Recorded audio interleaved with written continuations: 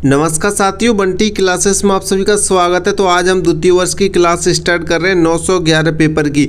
आपकी जो विषय सब्जेक्ट है उसका नाम है विज्ञान शिक्षण। जो ऑप्शनल सब्जेक्ट होती है सेकेंड ईयर वालों की, जिन बच्चों ने विज्ञान शिक्षण ले रखी है, तो आज ही क्लास में विज्ञान शिक्षण के इंपॉर्टेंट क्वेश्चन आंसर देखेंगे। MP DLED सेकेंड ईयर वालों की क्लास है। जी क्लास आपकी फर्स्ट क्लास होने वाली है, पहली क्लास है। आज ही क्लास में इंपॉर्टेंट क्वेश्चन आंसर कराए जाएंगे 911 पेपर के। ठीक है, तो जितने बच्चों ने 911 यानी कि विज्ञान शिक्षण ले रखा है वो आज इस क्लास को फुल वॉच कर लेना। इंपॉर्टेंट क्वेश्चन आंसर, इसमें से बहुत सारे क्वेश्चन आपको देखने को मिलेंगे। आपको जो एग्जाम में टाइम मिलता है इस पेपर को सॉल्व करने के लिए वो 3 घंटे का मिलता है, और 70 नंबर का आपका ये पेपर होता है। पास होने के लिए आपको 28 अंक लाने होते हैं। ठीक है, क्लियर 40% लाना होता है 70 का। ठीक है, तो ये इंपॉर्टेंट है। तो जितनी बच्चे इस क्लास से पहली बार जुड़ रहे हैं, क्लास को लाइक करें और चैनल को सब्सक्राइब करें। ठीक है, आगे और भी इंपॉर्टेंट क्वेश्चन आंसर की क्लासेस देखने के लिए। तो चलिए इंपॉर्टेंट क्वेश्चन आंसर देखते हैं। सब तरह के क्वेश्चनों की बात करेंगे पेपर के अकॉर्डिंग। जितने भी इंपॉर्टेंट क्वेश्चन आंसर आपके बनते हैं सारे समझाएंगे। ऑब्जेक्टिव से लेकर यानी कि 1-1 नंबर से लेकर 6 नंबर तक के, 2 नंबर के, 3 नंबर, सब तरह के क्वेश्चनों की बात करेंगे। ठीक है, तो इसमें जो पहला क्वेश्चन है ऑब्जेक्टिव क्वेश्चन है। इसमें पूछ रहा है कि घटपर्णी पौधे की श्रेणी में आता है। घटपर्णी किस पौधे की श्रेणी में आता है? तो कीटवच्छी पौधे की श्रेणी में आता है। ठीक है, जिसका आंसर आ जाएगा इस खाली जगह में क्या आएगा? कीटवच्छी आएगा। थोड़ी सी यहाँ पे व्याख्या के थ्रू समझेंगे। व्याख्या क्या कह रही है? घटपर्णी कीड़े पकड़कर खाता है। जो घटपर्णी है वो क्या करता है? वो कीड़े पकड़ के खाता है, इसलिए इसे क्या कहते हैं? कीटवच्छी पौधा कहते हैं। ठीक है, कीटवच्छी पौधा कहते हैं। क्यों कहते हैं घटपर्णी को कीटवच्छी पौधा? क्यों कहते हैं? क्योंकि ये कीड़े पकड़कर खाता है। ठीक है, इस व्याख्या के माध्यम से आप समझेंगे। अगर आपसे 2 नंबर का क्वेश्चन पूछता है तो घटपर्णी क्या होता है, घटपर्णी के बारे में लिखिए, तो आप ये व्याख्या में जो दिया है वो आप लिख सकते हैं। इससे आपको अच्छा नंबर मिल जाएगा। ठीक है, यहीं पर मैं आपको और अच्छी तैयारी के लिए मैं बता दूँ, यहाँ पर आप MP DLED की सभी विषयों के नोट्स लेने के लिए व्हाट्सएप मैसेज कर सकते हैं। नंबर आपको दिखाई दे रहा है 72 40 28 72 81। ये हमारा व्हाट्सएप नंबर है। आप इस नंबर पर मैसेज करके नोट्स परचेस कर सकते हैं, इंपॉर्टेंट क्वेश्चन आंसर ले सकते हैं। ठीक है, इंपॉर्टेंट क्वेश्चन आंसर, इन्हें पढ़कर आप अच्छी परसेंटेज बना सकते हैं, कम समय में अच्छा स्कोर कर सकते हैं। ठीक है, इंपॉर्टेंट क्वेश्चन आंसर ले सकते हैं, कम से कम पैसों में आपको मिल जाएंगे। जितने बच्चे सेकेंड ईयर में वो नोट्स लेना चाहते हैं ऑल सब्जेक्ट, वो नोट्स ले सकते हैं। ठीक है, तो चलिए आगे नेक्स्ट क्वेश्चन की बात करते हैं। नेक्स्ट क्वेश्चन क्या कह रहा है? सापेक्षतावाद का सिद्धांत आधुनिक विज्ञान, यानी कि खाली जगह में आपको क्या बनना है? आधुनिक बनना है। आधुनिक युग से संबंधित है, यानी सापेक्षतावाद का सिद्धांत आधुनिक विज्ञान के आधुनिक युग से संबंधित है। ठीक है, थोड़ी सी व्याख्या समझें। यहाँ पे सापेक्षता का सिद्धांत आधुनिक समय में दिया गया था। सापेक्षता का सिद्धांत कब दिया गया था? वो आधुनिक समय में दिया गया था, इसलिए ये आधुनिक विज्ञान के युग से जुड़ा हुआ है। ठीक है, इसलिए ये आधुनिक युग के सिद्धांत से जुड़ा गया है, क्योंकि ये आधुनिक समय में ही दिया गया था। तो खाली जगह में क्या आएगा? आधुनिक आएगा। ठीक है, चलिए नेक्स्ट क्वेश्चन की तरफ बढ़ते हैं। नेक्स्ट क्वेश्चन क्या कह रहा है? नेक्स्ट क्वेश्चन कह रहा है राष्ट्रीय कृषि नीति की घोषणा किस सन में की गई? तो राष्ट्रीय नीति की घोषणा कब की गई थी? राष्ट्रीय कृषि नीति की घोषणा 2000 सन में की गई थी। सन 2000 में की गई थी। ठीक है, यहाँ पे व्याख्या के थ्रू समझेंगे। भारत सरकार ने किसानों के विकास के लिए राष्ट्रीय कृषि नीति वर्ष 2000 में घोषित की थी। ठीक है, 2000 में घोषित की थी, वर्ष 2000 में घोषित की गई थी राष्ट्रीय कृषि नीति की घोषणा। चलिए नेक्स्ट करते हैं। ये सारे नोट्स आपको क्रैश कोर्स में मिल जाएंगे। आपने नोट्स परचेस किए होंगे सेकेंड ईयर के, तो वहाँ पे ये सारी PDF आपको देखने को मिलेंगी। ठीक है, तो इन PDF को पढ़ें, क्लासेस देखें। चौथा क्वेश्चन कह रहा है जमीन के नीचे रहने वाले जंतुओं को रखने के लिए जो बॉक्स बनाए जाते हैं उन्हें क्या कहते हैं? यानी कि ज़मीन के नीचे जो जंतु रहते हैं, कीड़ा मकोड़े रहते हैं, उन्हें रखने के लिए वो जो बॉक्स बनाया जाता है उन्हें क्या कहते हैं? उसके बारे में आपको बताएं तो उसे टेरारियम कहते हैं। ठीक है,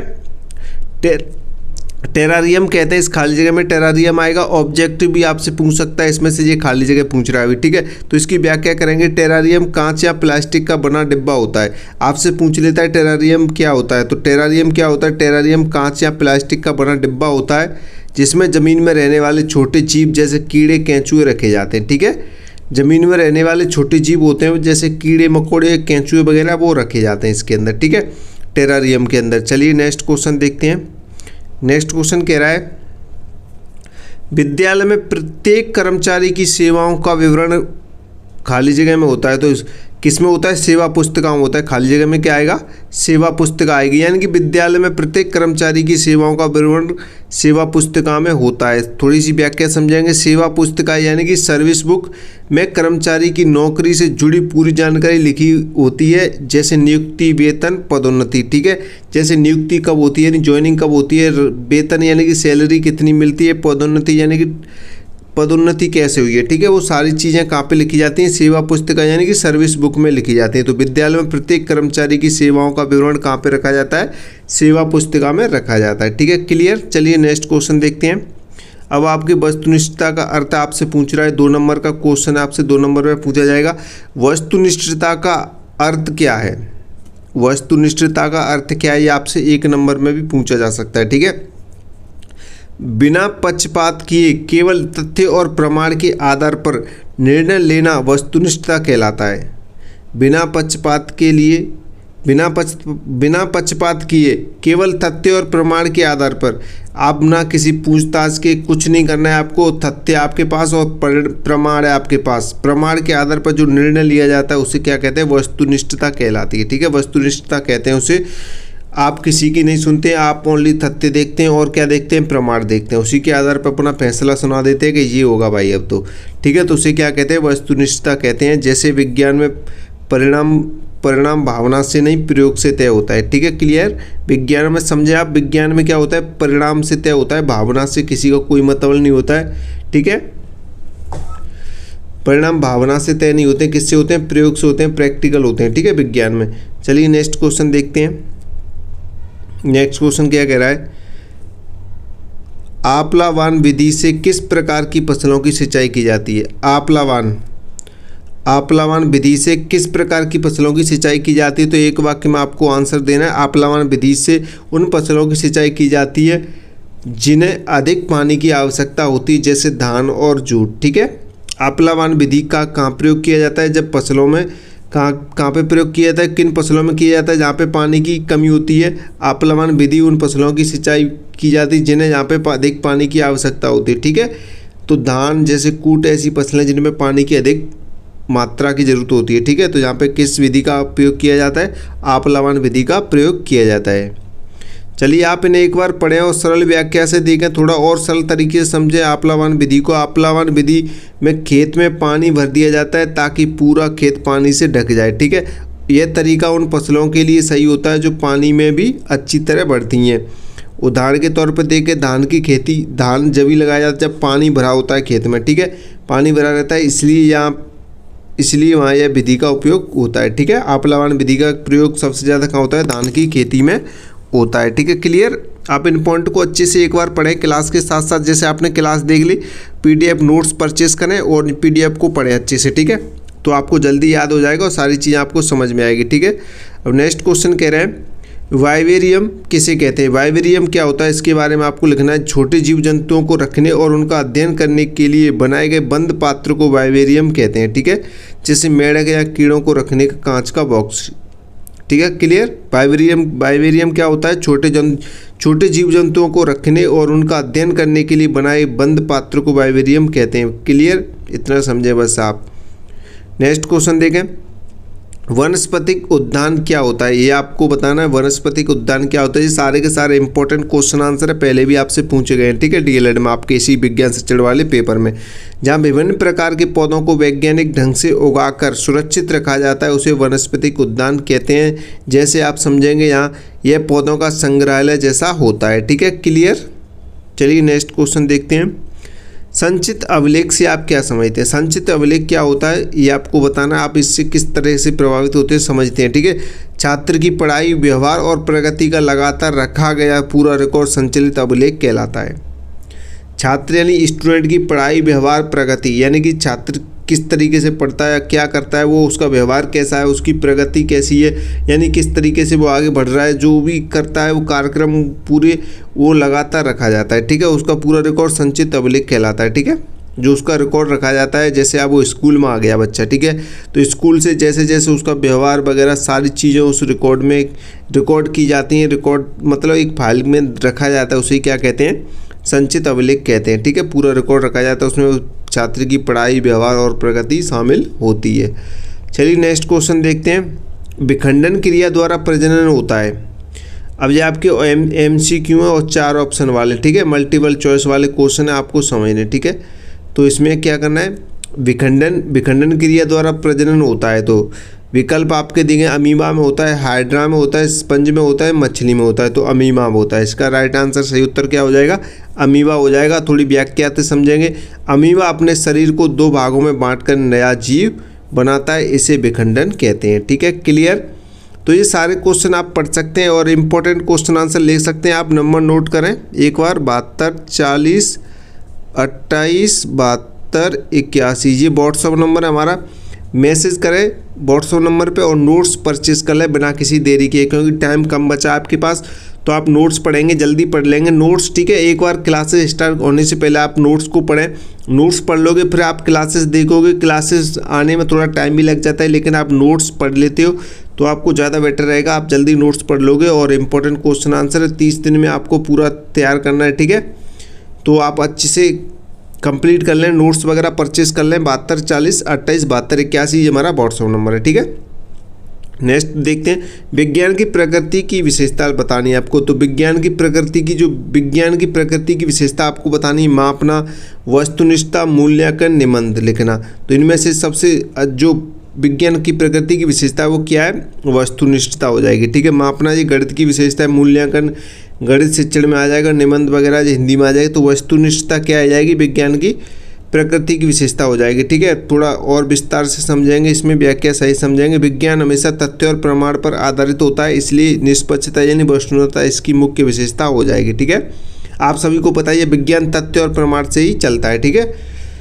चलिए नेक्स्ट क्वेश्चन की तरफ बढ़ते हैं। नेक्स्ट क्वेश्चन क्या कह रहा है, नेक्स्ट क्वेश्चन समझेंगे। सबसे ज़्यादा लवण और गैस आदि मिले होते हैं, किसमें मिले होते हैं, वर्षा के जल में, झीलों के जल में, समुद्री जल में या कुओं के जल में। तो सबसे ज़्यादा जो लवण और गैस मिले होते हैं वो कहाँ पे मिले होते हैं, समुद्री जल में मिले होते हैं, ठीक है। इसका राइट आंसर हो जाएगा समुद्री जल। कहाँ पे, सा ऑप्शन इसका राइट आंसर हो जाएगा। समुद्री जल यानी कि व्याख्या समझेंगे, समुद्र के पानी में नमक और घुले पदार्थ सबसे ज़्यादा होते हैं, इसलिए वहाँ खारा होता है, ठीक है। इसलिए वो समुद्र का पानी कैसा होता है, खारा होता है। नेक्स्ट देखते हैं, नेक्स्ट क्वेश्चन क्या कह रहा है।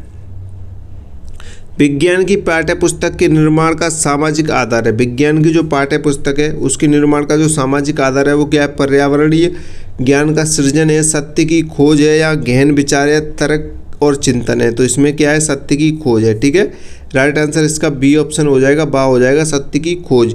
व्याख्या से समझें, विज्ञान का मुख्य उद्देश्य सत्य को खोजकर सही ज्ञान देना, इसलिए पाठ्यपुस्तक का आधार भी यही है, ठीक है, सत्य की खोज। तो सारे पॉइंट आपको समझ में आ रहे होंगे। उम्मीद है आप लोग क्लास को लाइक नहीं कर रहे हैं, लाइक करो भाई। आप कमेंट करते हो कि सर क्लास लेके आओ, क्लास ले आते हैं तो आप लोग देखते नहीं है, लाइक नहीं करते हैं, तो कम से कम लाइक करो, ठीक है।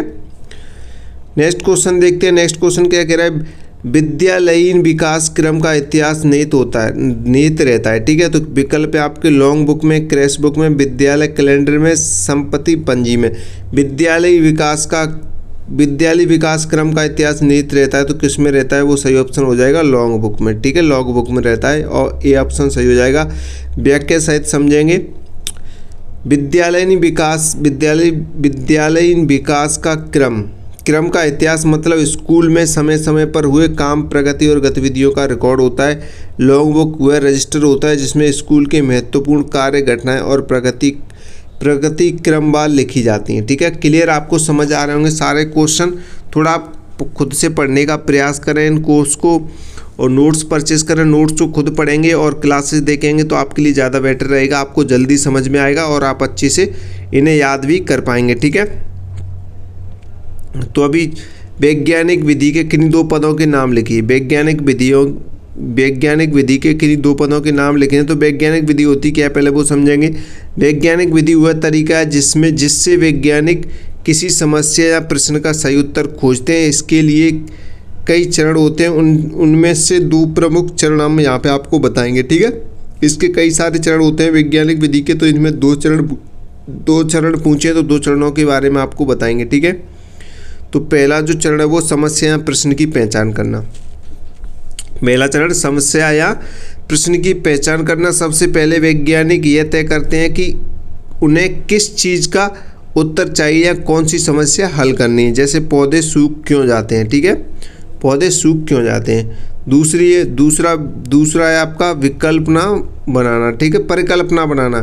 दूसरा क्या है, परिकल्पना बनाना, यानी परिकल्पना का मतलब होता है अनुमान लगाना, यानी समस्या का संभावित कारण सोचना, समस्या का संभावित कारण सोचना यानी अनुमान लगाना, ठीक है। परिकल्पना का मतलब होता है जैसे पौधे इसलिए सूखते हैं क्योंकि उन्हें पानी कम मिलता है, तो आप ये दो लिख सकते हैं, 2 पूछिए तो, और यहाँ पे अतिरिक्त में आपको 3 पूछे तो आप ये भी लिख सकते हैं, ठीक है। एक्स्ट्रा दे रखिए प्रयोग करना आप ये अतिरिक्त में लिख सकते हैं। 2 पूछिए वैसे तो आप ये 3 लिख सकते हैं, 3 पूछे तो वैज्ञानिक अपने अनुमान को जांचने के लिए प्रयोग करते हैं। उदाहरण के तौर पे देखें, आप एक पौधे को पानी दें तो और दूसरे को ना दें, फिर देखें क्या फ़र्क पड़ता है, ठीक है। तो वैज्ञानिक ये क्या है, प्रयोग करते रहते हैं वैज्ञानिक तौर पे ऐसी चीज़ों में।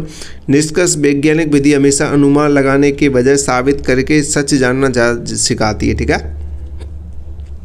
वैज्ञानिक विधि क्या सिखाती है, अनुमान लगाने की बजाय साबित करके सच जानना सिखाती है। चलिए नेक्स्ट क्वेश्चन देखते हैं। नेक्स्ट क्वेश्चन क्या कह रहा है, नेक्स्ट क्वेश्चन कह रहा है एक्वेरियम किसे कहते हैं। एक्वेरियम किसे कहते हैं ये आपको बताना। तो एक्वेरियम एक विशेष पात्र है, जैसे ज़्यादातर कांच का टैंक होता है, ठीक है। विशेष पात्र यानी ज़्यादातर कांच का टैंक होता है जिसमें पानी भरकर मछलियाँ, कछुए, जलीय पौधे आदि पाले जाते हैं। आपने देखा होगा कई मूवी वगैरह में जहाँ पे बड़े से टैंक होते हैं कांच के, वहाँ उसमें कछुए, छोटे छोटे कछुए और कई रंग बिरंगी मछलियाँ होती हैं, उसे ही क्या बोलते हैं, एक्वेरियम बोलते हैं, जहाँ पे मछलियों का पालन किया जाता है, ठीक है। टैंक वगैरह में, कांच वगैरह में सुबह के लिए अच्छी लगती हैं, आपने देखा होगा कई जगह रखी होती हैं, ठीक है। तो मुख्य विशेषता देखें एक्वेरियम की, यहाँ पे मुख्य विशेषताएं देखें, यह पारदर्शी होता है ताकि अंदर की चीज़ें देख सकें, ठीक है। ये पारदर्शी होता है, इसमें पानी साफ रखने के लिए फिल्टर होता रहता है, ठीक है। मछलियों के लिए ऑक्सीजन देने की व्यवस्था होती है, ठीक है। एक्वेरियम में क्या होता है, एक्वेरियम की विशेषताएं, यह पारदर्शी होता है सबसे पहला तो, ठीक है। अंदर की चीज़ें आप देख सकते हैं, इसमें पानी साफ होता है, फिल्टर होता है, ठीक है। मछलियों के लिए ऑक्सीजन देने की क्या होती है, व्यवस्था होती है। तो आप ये विशेषता भी लिख सकते हैं एक्वेरियम के बारे में, आप इन्हें अच्छे से पढ़ें, ठीक है। उदाहरण के तौर पर आप यहाँ पे ये देख सकते हैं, घरों, स्कूलों, दफ्तरों में सजावट और अध्ययन के लिए रखे जाने वाला इसे फिश टैंक भी बोलते हैं, ठीक है। सरल शब्दों में देखें तो मछलियों का छोटा कृत्रिम घर एक्वेरियम कहलाता है, ठीक है। मछलियों का छोटा कृत्रिम घर क्या कहलाता है, एक्वेरियम कहलाता है। आप शॉर्ट में एक वाक्य में लिख सकते हैं अगर आपसे पूछे तो, ठीक है। प्रश्न 6 नंबर का देखें, किन्हीं 2 प्रकारों के संचित अभिलेख के नाम लिखिए। 2 प्रकार के संचित अभिलेखों के नाम लिखने आपको। संचित अभिलेख वे रिकॉर्ड होते हैं जिन्हें भविष्य के उपयोग के लिए सुरक्षित रखा जाता है, ठीक है। भविष्य के लिए रखा जाता है, उसे क्या बोलते हैं, संचित अभिलेख बोलते हैं। वे रिकॉर्ड होते हैं जिन्हें भविष्य के उपयोग के लिए सुरक्षित रखा जाता है, ठीक है। स्थायी अभिलेख, पहला क्या है, स्थायी अभिलेख। स्थायी अभिलेख कैसा होता है, जो हमेशा के लिए सुरक्षित रखे जाते हैं क्योंकि उनकी ज़रूरत कभी भी पड़ सकती है, ठीक है। उदाहरण के लिए आप देख सकते हैं जैसे कि जन्म प्रमाण पत्र कभी भी ज़रूरत पड़ सकती है, ये स्थायी है आपका। आधार कार्ड, इसकी कभी भी ज़रूरत पड़ सकती है। ज़मीन के कागज, इसकी कभी भी ज़रूरत पड़ सकती है, ठीक है। अब देखते हैं अस्थायी अभिलेख। अस्थायी अभिलेख कौन से होते हैं, आप इन्हें समझेंगे। अस्थायी अभिलेख, तो अस्थायी अभिलेख भी होते हैं जो कुछ समय तक ही रखे जाते हैं और बाद में हटा दिए जाते हैं। जैसे दैनिक उपस्थिति रजिस्टर होता है, वो तभी ज़रूरत होता है कुछ टाइम के लिए, उसके बाद हटा दिया जाता है, ठीक है। और भी देखें इसमें अस्थायी सूची या नोट्स, अस्थायी सूची या नोट्स ये भी होता है, कम समय के लिए रखा जाता है। अंतर याद रखने का आसान तरीका, स्थायी हमेशा के लिए होते हैं और अस्थायी कुछ समय के लिए होते हैं, ठीक है। समझ में आ गया आपको, क्लियर। स्थायी होते हैं वो हमेशा के लिए रहते हैं, ठीक है। जब तक आप हो या नहीं हो उसके बाद भी ज़रूरत होती है, तब भी वो किस में आएंगे, स्थायी में आएंगे। और जो जिनकी ज़रूरत कम समय के लिए यानी कुछ समय के लिए होती है, अस्थायी होते हैं, ठीक है। नेक्स्ट क्वेश्चन कह रहा है पाठ योजना की कोई 2 विशेषताएं लिखिए। पाठ योजना, ये क्वेश्चन देखो इसमें भी पूछा गया है, कई और क्वेश्चनों में भी, फर्स्ट ईयर में भी काफ़ी बार पूछा गया है। तुझे एक दूसरे से रिलेटेड होती है सारी सब्जेक्ट, ठीक है। तो इम्पोर्टेंट है भाई, इम्पोर्टेंट क्वेश्चन है, ठीक है। तो पाठ योजना के बारे में आपको लिखना है। पाठ योजना यानी लेसन प्लान, वह योजना जिसके अनुसार शिक्षक कक्षा में पढ़ाते हैं, ठीक है। पाठ योजना पहले बनाता है शिक्षक, उसके बाद पढ़ाता है। तो इसकी 2 विशेषताएं पूछी गई हैं, तो 2 विशेषताएं पढ़ेंगे। स्पष्ट उद्देश्य, ठीक है। पहली विशेषता स्पष्ट उद्देश्य, यानी पाठ योजना में पहले से तय होता है कि छात्रों को क्या सिखाना है, ठीक है। पहले से ही आप तय करके लाते हैं कि आज मुझे ये पढ़ाना है स्कूल में। उदाहरण के तौर पर आज का उद्देश्य बच्चों को भिन्न समझाना है। ठीक है, आज का उद्देश्य क्या है, बच्चों को भिन्न समझाना है। तो आप ये पहले से ही तय करके लाएंगे कि मुझे आज स्कूल में ये पढ़ाना है। ठीक है, क्रमबद्ध प्रस्तुति पढ़ाने की सामग्री आसान से कठिन क्रम में होती है ताकि छात्र आसानी से समझें। उदाहरण, पहले परिभाषा, फिर उदाहरण, फिर अभ्यास। ठीक है, तो ये क्रमबद्ध प्रस्तुति है दूसरी। ठीक है, अब तीसरा 8वां क्वेश्चन देखें। 8वां क्वेश्चन क्या कह रहा है, सिरस बादल क्या होते हैं। सिरस बादल के बारे में आपको लिखना है। तो सिरस बादल आपने तो नाम ही पहली बार सुना होगा काफ़ी बच्चों ने तो सिरस बादल के बारे में अगर आपसे क्वेश्चन पूछता है तो आप ये लिख सकते हैं। कैसे लिखेंगे, सिरस बादल बहुत ऊंचाई पर बनने वाले पतले सफ़ेद और रेशेदार बादल होते हैं। ये आकाश में धागों या पंखे जैसे दिखाई देते हैं। ठीक है, सिरस बादल क्या होते हैं, बहुत ऊंचाई पर बनने वाले पतले सफ़ेद रेशेदार बादल होते हैं। ये आकाश में धागे या पंखे जैसे दिखाई देते हैं। ठीक है, धागे और पंखे जैसे क्या करते हैं, दिखाई देते हैं। तो इसकी जो मुख्य बातें आप देखेंगे यहाँ पे, ये बहुत ऊपर होते हैं, लगभग 6000 मीटर और ऊपर भी हो सकते हैं। ठीक है, बनते हैं। ठीक है, ये बर्फ़ के कणों से बनते हैं। सिरस बादल होते हैं ये किससे बनते हैं, ये बर्फ़ के कणों से बनते हैं। सामान्यतः बारिश नहीं करते हैं। ठीक है, ये बारिश नहीं करते हैं, ये ओनली देखे में अच्छे लगते हैं, सफ़ेद सफ़ेद से बादल अगर आपने देखे हो तो। ठीक है, उदाहरण के तौर पर देखें, साफ मौसम में आकाश में हल्के सफ़ेद धागों जैसे बादल दिखना, यही सिरस बादल होते हैं। ठीक है, आपने कई बार देखे होंगे। चलिए नेक्स्ट क्वेश्चन की तरफ बढ़ते हैं। नेक्स्ट क्वेश्चन का कह रहा है, शाकाहारी जीव और मांसाहारी जीव में कोई दो अंतर लिखिए। ठीक है, शाकाहारी जीव में और शाकाहारी और मांसाहारी जीव में आपको क्या करना है, अंतर बताने।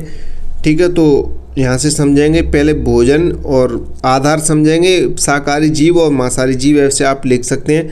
तो सबसे पहले भोजन में पौधे खाते हैं। जो शाकाहारी जीव होते हैं वो क्या खाते हैं, पौधे खाते हैं। जो मांसाहारी जीव होते हैं क्या खाते हैं, मांस खाते हैं। भोजन की बात करें तो दांत की बात करें तो इनके दांत होते हैं वो चपटे दांत होते हैं, और मांसाहारी जीवों के दांत कैसे होते हैं, नुकीले होते हैं। ठीक है, दो उदाहरण हो गए आपके। उदाहरण यानी शाकाहारी में आप लिख सकते हैं गाय, हिरण आदि आते हैं, और मांसाहारी में शेर, बाघ आदि जीव आते हैं। ठीक है, क्लियर। नेक्स्ट क्वेश्चन देखते हैं। नेक्स्ट क्वेश्चन कह रहा है, मौखिक परीक्षा के गुण दोष लिखिए। मौखिक परीक्षा के गुण और दोष आपको लिखने हैं।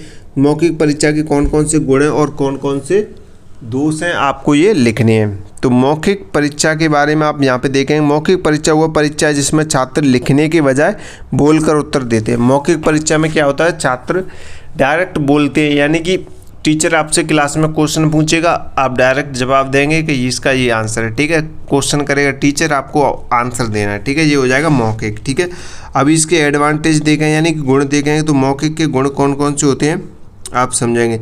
तुरंत मूल्यांकन, इसमें क्या होता है, तुरंत मूल्यांकन होता है। कैसे आप समझेंगे, शिक्षक तुरंत समझ जाते हैं कि छात्र को कितना ज्ञान है। ठीक है, मौखिक मूल्यांकन, तुरंत मूल्यांकन होता है। इसमें शिक्षक ने आपसे क्वेश्चन किया, आप पे नहीं आ रहा तो शिक्षक समझ जाएगा कि आपको कितना ज्ञान है इसके बारे में। ठीक है, उदाहरण पे से शिक्षक सवाल पूछे और छात्र तुरंत जवाब दे दे तो आपको शिक्षक को पता चल जाएगा होशियार है, पढ़ लिख के आया। जिस पे नहीं आया वो समझेगा ये कमज़ोर बच्चा है। ठीक है, दूसरा आत्मविश्वास बढ़ता है। मौखिक से क्या होता है, आत्मविश्वास बढ़ता है।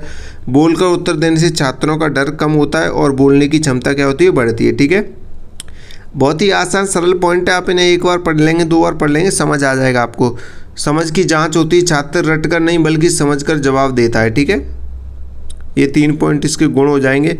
अब दोष की बात करें, डिसएडवांटेज यानी कि घबराहट का प्रभाव। कुछ छात्र डर के कारण सही उत्तर जानते हुए भी नहीं बोल पाते हैं। यानी कि आपने क्लास में किसी स्टूडेंट को खड़ा कर दिया सबके सामने, बच्चे को डर लग गया, वो जो आता है उसे भी भूल जाता है। कई बार आपके साथ भी हुआ होगा ऐसा स्कूल में। ठीक है, समय अधिक लगता है। हर छात्र से अलग अलग पूछना पड़ता है तो समय अधिक लगता है, ये भी एक दोष हो सकता है। भाई पूरी क्लास में पूछोगे तो समय अधिक लगेगा। ठीक है, पक्षपात की संभावना यानी कभी कभी शिक्षक की व्यक्तिगत राय प्रभाव डाल सकती है। ठीक है, ये भी दोष हो सकता है। तो निष्कर्ष में देखें, मौखिक परीक्षा समझ और आत्मविश्वास जांचने में अच्छी है, लेकिन समय और निष्पक्षता की समस्या हो सकती है। ठीक है, इसमें समय ज़्यादा लगता है। आत्मविश्वास और समझ को तो जांचने में अच्छी है ये, लेकिन इसमें समय ज़्यादा लगता है और निष्पक्षता की समस्या हो सकती है। ठीक है, नेक्स्ट क्वेश्चन देखें, विज्ञान में इकाई योजना के प्रकारों का वर्णन कीजिए। विज्ञान में इकाई योजना के प्रकारों का आपको वर्णन करना है। पहले समझना इकाई योजना होती क्या है। ठीक है,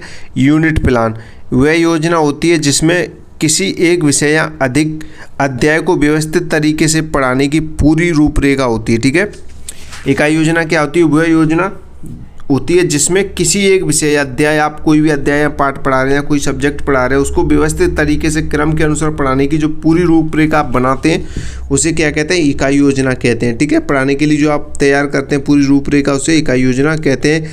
तो इकाई योजना के प्रमुख प्रकार हो सकते हैं आपके, देखेंगे तो विषय केंद्रित इकाई योजना। ठीक है, विषय केंद्रित इकाई योजना पहला प्रकार आपका ये हो जाएगा।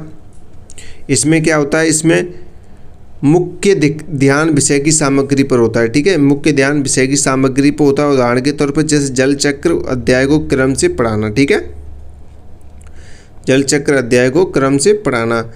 अब देखें नेक्स्ट, देखें गतिविधि केंद्रित इकाई, गतिविधि केंद्रित इकाई योजना। इसमें क्या होता है, इसमें छात्रों की गतिविधियों और प्रयोगों पर जोर दिया जाता है। और उदाहरण के तौर पर देखें विज्ञान में पौधे उगाने का प्रयोग करवाना। ठीक है, विज्ञान में पौधे उगाने का प्रयोग करवाना।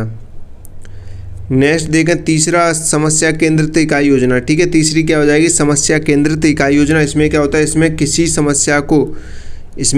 समस्या को हल करने के लिए पढ़ाया जाता है। उदाहरण के तौर पर प्रदूषण कैसे कम करें, इस समस्या पर चर्चा और प्रयोग होता है। ठीक है, तो आप इस समस्या केंद्रित इकाई योजना हो जाएगी एक आपकी। और आप चौथी देखें परियोजना आधारित इकाई योजना। परियोजना आधारित इसमें होता है, इसमें छात्र प्रोजेक्ट बनाकर सीखते हैं, जैसे सौर ऊर्जा पर मॉडल बनाना। ठीक है, इसमें प्रयोग करते हैं छात्र।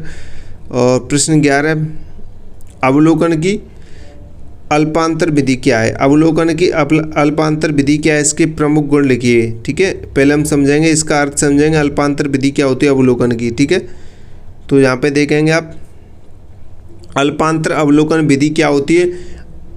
अल्पांतर अवलोकन विधि वह तरीका है जिसमें किसी व्यक्ति, वस्तु या घटना को लगातार नहीं बल्कि छोटे छोटे समय के अंतराल में देखकर नोट किया जाता है। ठीक है, इसमें अंतराल है, आप देख सकते हैं अल्पांतर, अल्प प्लस अंतर। ठीक है, अंतर।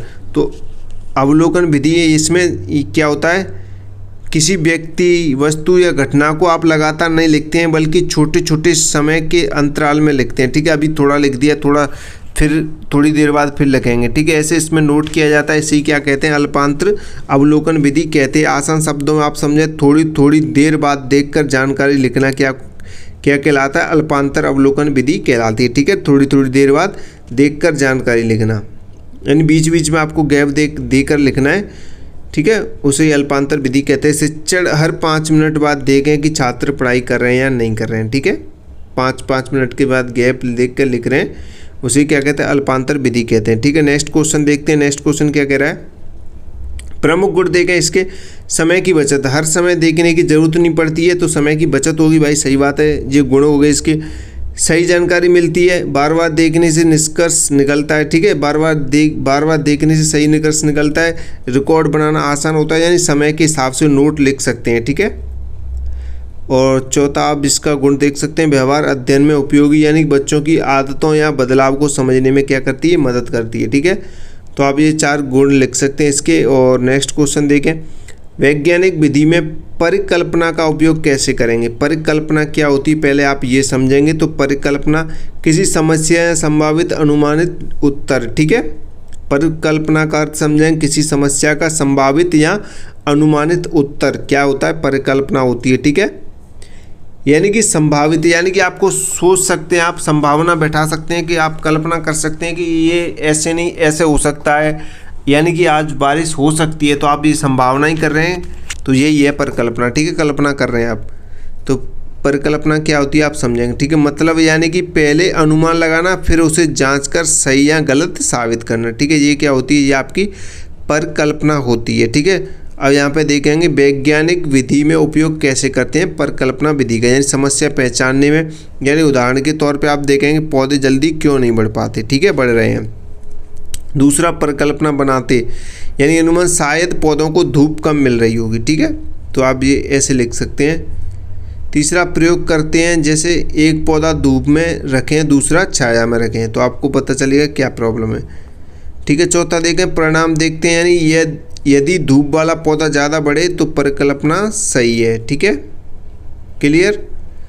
नेक्स्ट क्वेश्चन देखते हैं। नेक्स्ट क्वेश्चन क्या कह रहा है, विज्ञान में प्रायोगिक अभिलेख के प्रमुख पद या चरण लिखिए। ठीक है, विज्ञान में प्रायोगिक अभिलेख के प्रमुख चरण और यहाँ पद आप लिख सकते हैं। तो प्रायोगिक अभिलेख वह लिखित रिकॉर्ड होता है जिसमें छात्र प्रयोग की पूरी जानकारी लिखते हैं। मुख्य चरण इसके कौन कौन से वो हम आपको बताएंगे। जैसे कि आप यहाँ पे देख सकते हैं प्रयोग का नाम यानी कि कौन सा प्रयोग कर रहे हैं, ठीक है, कौन सा प्रयोग कर रहे हैं। उद्देश्य में आप लिख सकते हैं प्रयोग क्यों कर रहे हैं। आवश्यक सामग्री में आप लिख सकते हैं प्रयोग में उपयोग होने वाली चीज़ें।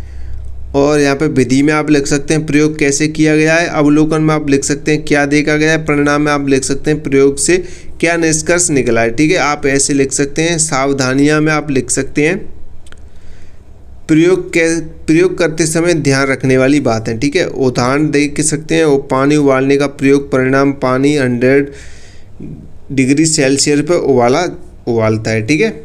परिणाम में आप देख सकते हैं पानी 100 डिग्री सेल्सियस पे उबलता है। तो आप ऐसे लिख सकते हैं। नेक्स्ट क्वेश्चन देखें। नेक्स्ट क्वेश्चन क्या कह रहा है। विज्ञान शिक्षण के दौरान अवलोकन के लिए कोई 3 आवश्यक बातें लिखिए। विज्ञान शिक्षण के दौरान अवलोकन के लिए कोई 3 बातें आपको लिखनी है, ठीक है। जो आवश्यक बातें वो आपको लिखनी। सही अवलोकन यानी ऑब्जर्वेशन के लिए ज़रूरी बातें हैं, यानी सही अवलोकन के लिए कौन कौन सी ज़रूरी बातें हैं वो आपको लिखनी। सबसे पहले ध्यानपूर्वक देखना। अवलोकन यानी ध्यानपूर्वक देखना, बिना जल्दबाजी किए ध्यान से देखना, ठीक है। दूसरा है सही रिकॉर्ड लिखना, जो देखा है वही लिखना, अनुमान नहीं चलेगा इसमें, ठीक है। उपकरणों का सही उपयोग जैसे थर्मामीटर, स्केल आदि सही तरीके से इस्तेमाल करना। और उदाहरण के तौर पर आप देख सकते हैं तापमान मापते समय थर्मामीटर सीधा रखना चाहिए, ठीक है। तो यहीं पे आज की क्लास एंड करते हैं, ठीक है। आगे नेक्स्ट आपकी जो 911 पेपर है इसकी दूसरी क्लास लाएंगे हम। ये आपकी पहली क्लास कंप्लीट होती है इंपॉर्टेंट क्वेश्चन आंसर की। इसके बाद आपकी दूसरी क्लास आएगी। तो आपने अभी तक बंटी क्लासेस के नोट्स परचेस नहीं किए तो नोट्स ले सकते हैं। आप नंबर नोट कर लें 72 40 28 72 81, ठीक है। तो आप ये नंबर नोट कर लें 72 40 28 72 81। इस नंबर पर व्हाट्सअप मैसेज करके आप नोट्स परचेस कर लें। नोट्स को पढ़ें, क्लासेस देखें। ऑब्जेक्टिव वीडियो क्लासेस मिल जाएंगी आपको, वो सारी क्लासेस आप देखें। ऑब्जेक्टिव आपके 15 नंबर के आते हैं भाई, 15 नंबर आप क्लियर कर लो, 15 नंबर ही आपको पास कराएंगे पेपर में। और ये नोट्स पढ़ लो, इन नोट्स से रिलेटेड क्वेश्चन ही आएंगे एग्जाम में। आपको बहुत सारे क्वेश्चन आपको सेम टू सेम मिल जाएंगे। आप ये क्लासेस देख लो, नोट्स पढ़ लो, आप अच्छे नंबर से पास हो जाएंगे, जी मैं गारंटी के साथ कहता हूँ, ठीक है। तो जितने बच्चे नए हैं वो क्लास को सब लाइक करें और चैनल को सब्सक्राइब करें, ठीक है। जितने बच्चे क्लास को देख रहे हैं वो सभी लाइक करेंगे ईमानदारी से और कमेंट करें भाई, ठीक है। अच्छी क्लास लगी हो तो इंपॉर्टेंट क्वेश्चन आंसर है सारे के सारे। और मैं बता दूं आपको, चैनल को सब्सक्राइब करें, नोट्स जरूर परचेस कर लें भाई यार, नोट्स खरीद लो, क्योंकि आपको अच्छे स्कोर करना, अच्छी परसेंटेज बनानी तो वो तो नोट्स से ही होगी, ठीक है।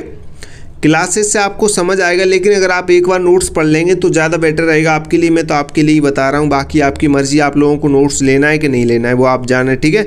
हमारा काम है आपको जानकारी देना, आपको बताना कि आपके लिए क्या ठीक रहेगा अपने अकॉर्डिंग। आप स्टूडेंट हैं तो उस हिसाब से हम आपको बता रहे हैं। नोट्स पढ़ लो, क्लास देख लो और ऑब्जेक्टिव वीडियो क्लास जरूर देख लेना, ठीक है। तो मिलते हैं अगली नई क्लास में। जय हिंद, जय भारत।